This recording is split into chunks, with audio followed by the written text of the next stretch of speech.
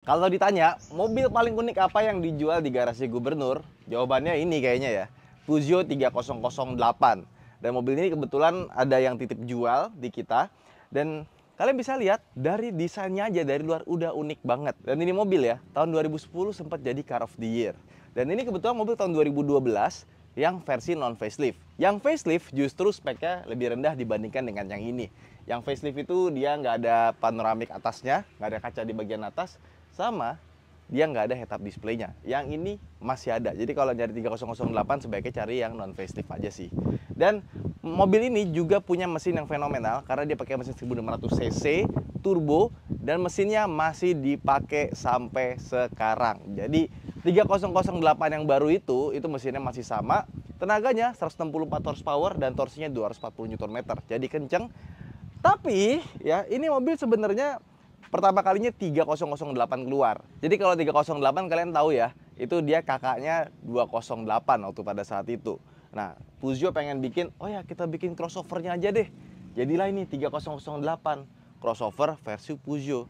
Tapi desainnya ini lebih mirip kayak MPV dibandingkan dengan sebuah crossover nggak sih? Nggak kelihatan crossover gitu. Nggak ada side body moldingnya gitu ya, over fendernya itu nggak ada. Terus unit yang kebetulan di garasi gubernur ini unitnya bagus sekali ya. Nggak ada error, segala macam udah dicek sama autospektor. Terus, lihat dong, bodinya mulus, paling minusnya di bagian sini, bagian bawahnya tuh kayak ada sedikit bumper bawah gitu, hilang di bagian bawahnya. Sama ya, ini karena umur ya, udah mulai pudar, tapi sisanya ini masih bagus banget. Ya, kalau desain soal selera, cuma kalau gua kurang suka sih sama desainnya ya. Tapi oke lah, di jalan tuh stand out. Kalian gak akan nemuin mobil kayak begini di jalan kecuali ya 3008 ini. Terus dia punya wiper, itu lucu, kayak Civic FD. Jadi dari kanan kiri gini ya, kayak bus. Bukanya begini. Terus kita ke bagian sampingnya, dia pakai ban Continental Max Contact MC6 ya. Ini ukurannya 225 50 R17 dan desain peleknya gagah sih. Tapi ya itu, desain mobilnya tuh nggak ada crossovernya sama sekali gitu, membulat begitu ya. Nah, spionnya dia tuh unik ya. Biasanya kan lampunya itu di bagian sini ya. Tapi dia ada di tangkainya di bagian sini. Terus di bawahnya ada chrome, ada protektornya lagi di sini. Sama kalau kita lihat bagian atas tuh, dia pakai panoramik, jadi gede sekali atasnya. Mengingatkan kita sama 307 station wagon. Nah, ke bagian belakang, dia sudah pakai 4 buah rem cakram, ya kan. Airbag-nya ada 6, stability control ada, dan lain-lainnya tentu saja ada. Terus bagian belakangnya kita lihat ya, lampunya ini unik. Kenapa? Karena kalau kita lihat dari dekat itu kayak titik-titik gini. Kalian pernah dengar nggak namanya tyrophobia? Orang yang fobia terhadap bulet-buletan yang bolong-bolong. Nah ini nih, puas banget deh kalau ngeliat ini. Buat nakutin orang yang kena tyrophobia. Karena banyak banget titik-titiknya dan ini sudah pakai LED. Tapi bagian sini ini belum pakai LED. Nah, bagian belakangnya juga dia lucunya pintunya ini bukannya kayak BMW X5. Jadi kalau kita buka bagian pintunya, nah dia bukanya normal. Yang bawahnya ini kita tarik di bagian sini baru bisa terbuka. Nah, dan ini bisa kita dudukin maksimal 200 kg. Jadi gue masih jauh dari 200 kg ya. Jadi kalau gue 3 orang bisa di sini duduk lah. Dia ada talinya di bagian sini buat narik. Tapi dia belum otomatis ya, belum power tailgate pada zamannya. Nah terus kalau kita mau naruh-naruh barang ya, itu dia pertama dikasih hook buat tali-tali. Sama di bagian kanan sini ada tempat buat naruh barang. Terus di sini ada tempat buat naruh barang lagi ya. Tapi nggak ada isinya, jadi dia bukan tempat dongkrak. Terus dia punya tuas buat ngelipat bangku tengah otomatis. Nah yang lucunya adalah dia punya lampu di bagian kanan sama kiri, tapi yang sebelah kiri ini bisa dilepas jadi senter. Keren banget. Tapi kok nggak nyala ya? Kayaknya baterainya habis deh. Oh ini baterainya rechargeable loh, pakai Panasonic punya. Ini kayaknya udah nggak nyala karena baterainya kali ya. Tapi intinya kalau kita taruh sini, dia bisa jadi lampu interior. Keren ya? Keren banget. Nah terus, kalau menurut kalian bagasinya kurang gede, kita bisa buka dari bagian bawah, dapat bagasi lagi. Di bawah bisa dibuka, dan ban serepnya dia full size. Peleknya sama kayak pelek yang di luar. Jadi mobil tahun 2012 itu dia peleknya masih sama ya. Bisa dipakai buat rotasi. Nah kalau menutup jangan kebalik, Yang bawahnya dulu ditutup. Nah, baru kita tutup yang bagian atasnya. Set. Wiper lengkap, defogger lengkap, hand mounted stop lamp juga lengkap. Di bawah dia tuh knalpotnya tersembunyi. Nah, sekarang kita masuk ke dalam interiornya, tapi kita dari bangku baris kedua dulu yuk. Nah, sekarang kita di bangku baris keduanya, dan untuk yang varian facelift dia masih pakai jok kulit, warnanya abu-abu. Kalau yang facelift itu kembali menjadi fabric dan harganya jadi 500 jutaan sekian. Dulu ini pertama kali keluar tuh kalau nggak salah 429 ya, di tahun 2010. Akhirnya harganya naik terus karena dia adalah CBU dari Prancis. Terus di bagian sini ada AC buat ventilasi di belakang ya, dan dia tuh lucu loh, cuma kiri kanan doang. Ngatur sisanya dari putaran di sini, colokan 12 volt, tempat buat taruh HP atau semacamnya. Nah, ini bagian ini biasanya udah pada kendor ya. Terus kalau kalian lihat, dia tuh ada armrest di sini, sama ada laci buat akses ke bagian belakang. Tapi yang paling unik adalah, kalian pasti kaget, karena di balik bawah sini itu dia punya storage tambahan. Nah, buat naro-naro barang, termasuk yang di sebelah kanan. Dia ada buat naruh storage juga di sini tuh. Jadi ini memang lain daripada yang lain. Dan mobil Eropa biasa kalau untuk muka pisan ya, itu wajib banget buat bisa dilipat rata lantai seperti ini. Jadi naruh barang sampai ke belakang itu dia bener-bener rata. Tapi sayangnya kursi belakangnya ini dia nggak bisa di recline lagi. Dia cuma segini aja, setegak ini aja. Kacanya sudah panoramik dan sekarang kita ke depan. Masuk ke bagian depannya. Di sini kalian akan menemukan hal yang aneh lagi. Lihat dong. Ini bisa dimaju. Ini kenapa bentuknya begini ya? Lucu banget nih bentuknya. Headrestnya. Terus dia sudah punya electronic parking brake ya. Sama ini buat buka tutup panoramiknya di bagian atas. Nah, dia sudah pakai all auto power window loh. Jadi untuk zamannya dia sudah sangat canggih. Sama di bagian bawah sini, nih ada pengatur ketinggian lampu buat naruh koin, buat matiin electronic stability program. Sama di sini ada ruang penyimpanan rahasia yang isinya buku servis dan lain-lain. Wih, keren ya. Terus kita nyalain, nih lihat, ada head up display-nya ya. Kita starter. Oke, ya kita pencet di sini on. Wih, ada kacanya kecil keluar ya. Oke, dan dia tuh displaynya warnanya oranye di sini. Ada kecepatannya, sama ini kita bisa atur ke atas atau ke bawahnya. Sama kita bisa atur juga kecerahannya di bagian sini. Jadi 3 tombol ini itu buat ngurusin head-up display. Yang varian facelift nggak ada. Hazard 02. Terus ini ada untuk kunci ya. Pencetnya di sini. Dan head unitnya dia punya layar di bagian atas, belum touchscreen pada zamannya. Terus di bawah ada tombol-tombolnya. Dan ini juga bisa jadi MID ya. Jadi kita bisa lihat berapa kilometer per liter dan lain-lainnya. Terus ini ada dark. Oh, jadi hitam, jadi gelap. Oh, bisa dimatiin seperti ini. Menu. Nah, trip komputer, personalization, Bluetooth, telepon, audio, Bluetooth configuration, connect, disconnect, perform a Bluetooth search. Coba kita konekin HP kita ya. Calls and media loh, berarti bisa buat setel musik. Coba ya, call list, directory, udah gitu doang ya. Di sini kita bisa ganti parameter parking assistance, lighting, access to the vehicle. Oh, buat nyalain wiper belakang kalau kita masukin gigi mundur ya. Dan canggihnya untuk zaman dulu, Bluetooth-nya bisa connect nggak cuma buat telepon, tapi dia bisa juga buat putar media. Jadi kita setel musik bisa langsung connect. Suaranya pun juga cukup bagus ya untuk mobil pada zamannya. Jadi untuk zamannya ini menurut gue canggih banget ya. Nggak kayak mobil-mobil tahun 2012. Dan kalau kita lihat ke bagian AC-nya, dia sudah dual zone ya. Bisa kita atur sirkulasinya auto atau yang mode biasa. Ini bisa dibikin mono.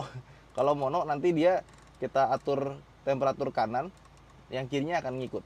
Kalau dimatiin dia individual. Kenapa namanya mono ya?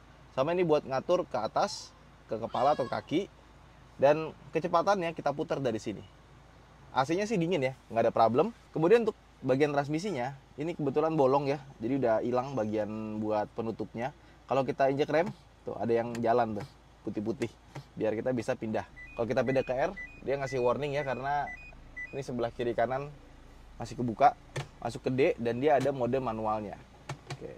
Dia juga punya sport mode dan ada ice mode-nya. Nah, kemudian di sini ada 2 buah cup holder. Kemudian bisa kita buka bagian sini, tapi bukanya dari sebelah kiri saja ya, tidak bisa dari sebelah kanan. Ada colokan aux sama USB-nya di bagian sini. Jadi ada kabel fleksibel di dalam sini sepertinya ya.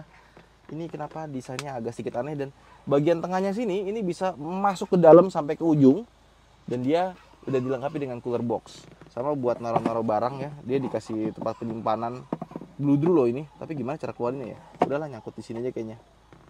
Ya, ada lampunya lagi. Tuh. Ada lampunya di sini ya. Terus ini konsolnya tinggi, ada pegangannya, tapi dia nggak bisa naruh barang di bagian tengah. Naruh barangnya cuma ada di bagian sini, tuh buat naruh barang. Terus kursi sebelah kiri atau kanannya, dia tuh cukup tinggi ya, karena crossover mungkin biar di jalan tuh kelihatannya agak tinggi kita. Nah, bawahnya itu bisa naruh barang, tapi nggak ada tempat penyimpanan khususnya. Kemudian di atas sini ada kaca, tapi nggak ada lampu, kiri kanan juga. Dan buat seat belt ada di sini indikatornya. Di sebelah kanan sini ada tempat buat naruh kacamata. Sama ini mobil, dia punya lampu sudah auto. Begitu pula dengan wiper juga sudah auto. Pengatur cruise control sama speed limit itu ada di sebelah kiri sini ya. Kayak Renault, mobil-mobil Prancis entah kenapa dia naruhnya di bagian sini selalu. Dan untuk kita ngatur audio ada di sebelah kanan sini. Lucu ya mobilnya ya? Oke. Nah, sekarang kita udah ada di Peugeot 3008. Dan ketika kalian pakai mobil ini, yang pertama kalian notice adalah mesinnya. Karena dibandingkan dengan Peugeot 3008 yang new model, kan mesinnya sama ya. Ternyata sama juga di sini rasanya. Mesinnya enak banget. Jadi dia bertenaga mulai dari putaran bawah. Dan yang kedua, transmisinya emang agak beda. Nah, kalau yang ini tuh mesinnya enak, tapi transmisinya masih agak sedikit ya terasa kuno lah ya. Kalau yang 3008 yang new model yang SUV gitu kan udah rasanya cepet gitu ya, udah modern. Yang ini masih terasa agak sedikit lambat. Tapi ya untuk urusan konsumsi bahan bakar, gue pikir nih mau awalnya mobil boros banget. Ternyata nggak boros-boros amat. Dibandingkan dengan 3008 yang baru, kayaknya ini sedikit lebih irit. Mungkin karena bodinya lebih kecil, lebih ringan, dan peleknya juga lebih kecil ya. Kalau yang 3008 yang new model kan Anda tahu sendiri seperti apa desainnya, peleknya besar, dan tentu saja pasti lebih berat. Tapi ya, kalau udah jalan, ini mobil rasanya Eropa sekali ya. Ini mobil jalan 78.000 km. Gue ngerasa suspensinya masih enak, handlingnya masih enak, kaki-kaki nggak ada bunyi-bunyi ya. Dilihat speedometer juga nggak ada nyala-nyala kecuali bensin ya. Enak sih, kita gas gitu ya. Tuh. Mesinnya tuh smooth banget dan larinya kenceng gitu. Putaran atasnya berasa ini. Enak. Dan peredaman kabinnya pun juga bagus. Cuma mungkin yang gue kurang suka, dia kursinya udah dipendekin tapi tetap aja masih terasa tinggi ya. Gak bisa dibikin lebih pendek lagi gitu. Jadi cuma segini aja. Jadi emang meskipun dari luar itu nggak terlalu crossover SUV amat, tapi pas dari dalam itu rasanya ya tinggi sekali gitu. Sama yang gue suka dari Peugeot yang era-era ini ya, dia tuh kaca depannya besar, kaca kanan kirinya besar, dan kursinya pun karena dia tinggi ya, kita tuh naruh tangan di sebelah kanan tuh bisa pas begini lah. Jadi mobilnya tuh kalau dipakai itu sih sebenarnya asik-asik aja dan seru-seru aja, dengan catatan kalau sehat mobilnya. Pokoknya Peugeot kalau bikin mobil sih dipakainya sih nggak ada yang nggak enak ya, rata-rata sih enak semua. Suspensinya enak, peredaman kabinnya bagus, audionya lumayan, dan mesinnya sih yang generasi 1600 cc turbo dengan automatic 6 percepatan menurut gue udah lebih dari cukup gitu. Radius putarnya juga ya lumayan lah ya, dia nggak terlalu lebar tapi nggak terlalu sempit juga. Dan dia tuh ada versi yang 7-seaternya, namanya Peugeot 5008.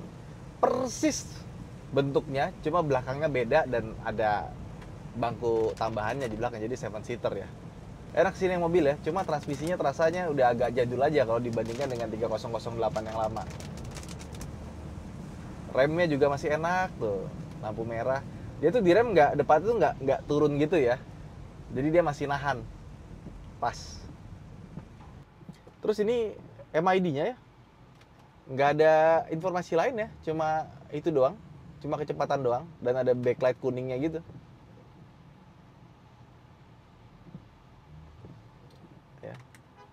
Cuma ada brightness sama bisa diatur ketinggiannya, udah itu aja, nggak ada informasi lain gitu. Peredaman kabinnya sih bagus sih, udah lihat tuh, suara motor. Ini lagi hujan juga, suara kacanya pun nggak berisik, kayaknya kaca depannya dia agak lumayan tebel ya. Dan setirnya sayang sekali, ini setirnya dia cuma tilt steering aja, dia belum ada teleskopik ya, jadi belum bisa maju mundur. Tapi digenggam sama ukurannya itu pas. Dan kalau Peugeot yang zaman sekarang itu kan setirnya kecil dan dia dibikin segi 8 apa segi 6 ya. Nah ini setirnya masih normal nih, kayak Peugeot 206 biasa gitu. Dia nggak ada tombol-tombolnya, cuma ada klakson doang ya. Dan klaksonnya tuh kayak mobil Eropa ya, jadi nekennya tuh harus agak ditekan dalam. Nah, baru bunyi. Sisanya tombolnya ada di kuping-kuping yang tadi di sebelah sini nih, buat cruise control dan lain-lainnya. Ya cukup canggih untuk masanya lah. Sekarang kita ngomongin gimana respons mesinnya. Jadi mesin 1600 cc turbo dan dia pakai transmisi 6 percepatan ini, gue suka. Tapi dibandingkan dengan yang baru 3008, dia tuh karakternya beda banget gitu. Kalau yang 3008 biasa di putaran bawah itu udah mulai kerasa, udah wus gitu baru diinjak dikit. Kalau ini di putaran atas itu yang lebih menggebu-gebu, lebih kenceng. Kalau di putaran bawah kita langsung injak gas gitu ya. Kita butuh waktu dan transmisinya tuh agak lumayan berasa. Jadi kalau kita gaspol, dia nggak turun, dia ngikut aja mesinnya. Udah 4000 rpm baru berasa larinya tuh, kick in-nya tuh enak banget gitu. Transmisinya juga nggak terlalu halus ya. Jadi di 3008 pun yang baru itu juga masih ada rasa jedek-jedeknya tuh masih ada. Nah di sini lebih berasa lagi. Jadi bisa dibilang 300 new model itu meskipun dia pakai engineering yang nggak terlalu jauh beda dengan ini, tapi yang baru tuh lebih refine dibandingkan dengan yang lama. Tapi overall semuanya sih wajar-wajar dan enak sih. Jadi ini mobil udah bener unik, praktis, dan lucu ya.